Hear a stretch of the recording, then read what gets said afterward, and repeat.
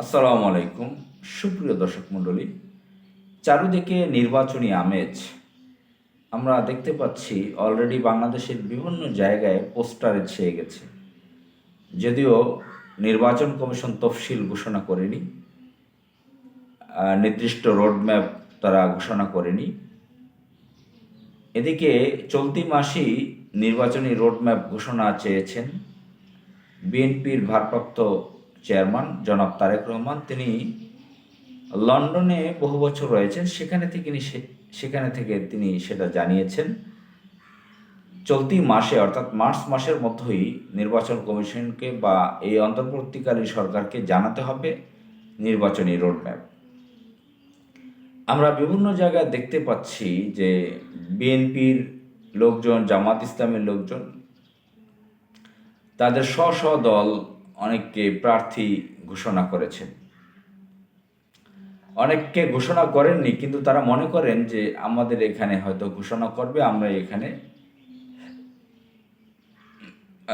মনোনয়ন পাবো, আমরা বিজয়ী হতে পারবো, এখানে আমাদেরই আধিপত্য রয়েছে।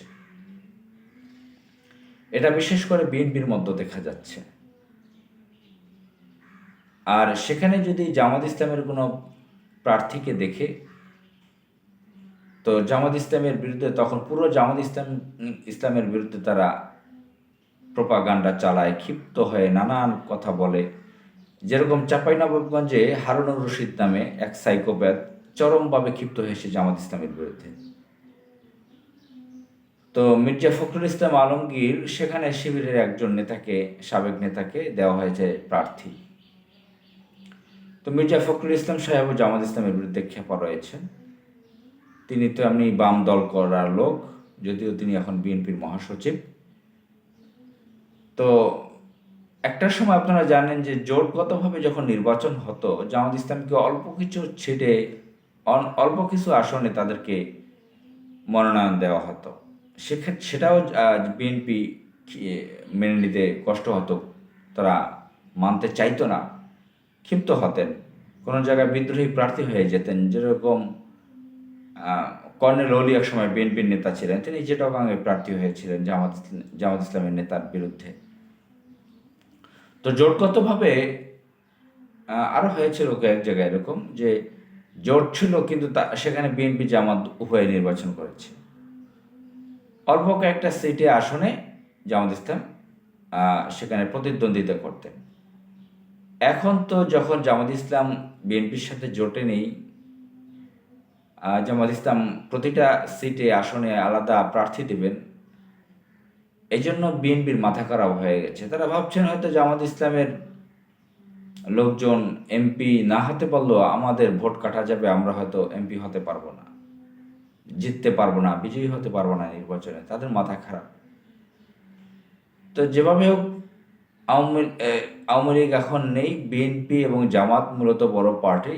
এদিকে ছাত্ররা রাজনৈতিক দল ঘোষণা দিয়েছে, সেগুলো কখন কি করবে সেটা হলো পরের বিষয়।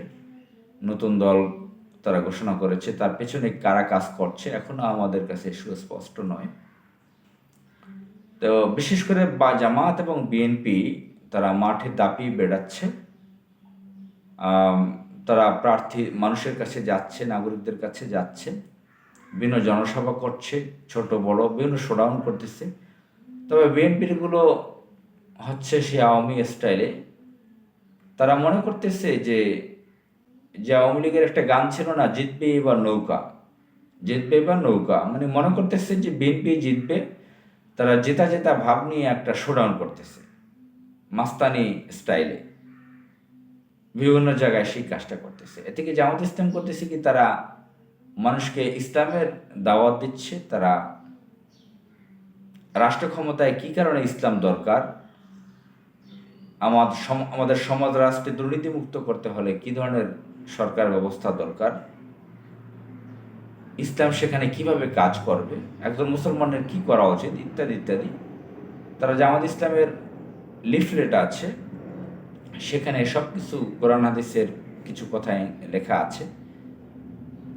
সেগুলো আবেদনপত্রগুলো পূরণ করাচ্ছেন বিভিন্ন নাগরিকদেরকে। তারা বিভিন্ন ব্যবসা প্রতিষ্ঠান, দোকানে, মার্কেটে যাচ্ছেন, অফিসে যাচ্ছেন, বাসায় যাচ্ছেন, মানুষের কাছে দাওয়াত পৌঁছে দিচ্ছেন।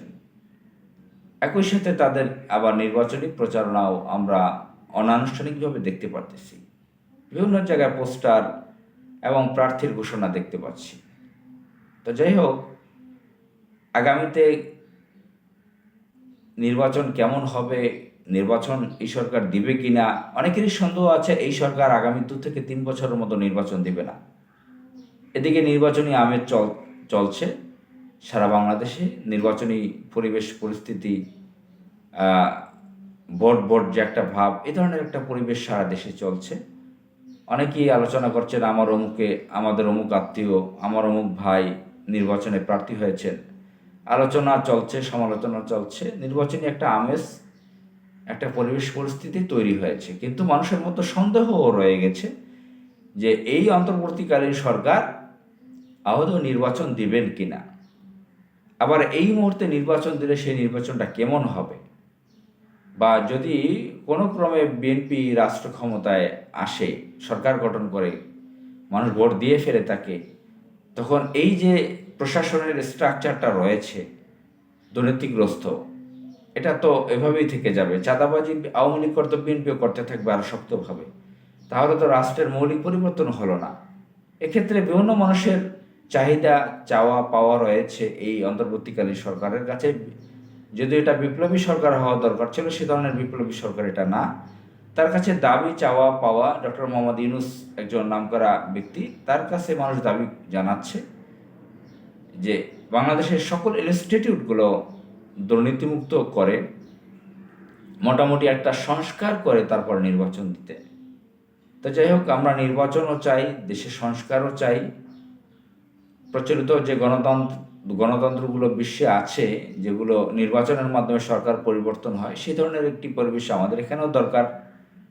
আমরা চাই নির্বাচন, গণতন্ত্র, সেটাও চাই প্রচলিত যেটা আছে, এবং আমাদের ইনস্টিটিউটগুলো, আমাদের অফিস আদালত যাতে দুর্নীতিমুক্ত থাকে, ঘুষমুক্ত থাকে, আমাদের সেবা প্রতিষ্ঠানগুলো যাতে সক্রিয় থাকে, দুর্নীতিমুক্ত থাকে, সেটা আমরা চাই।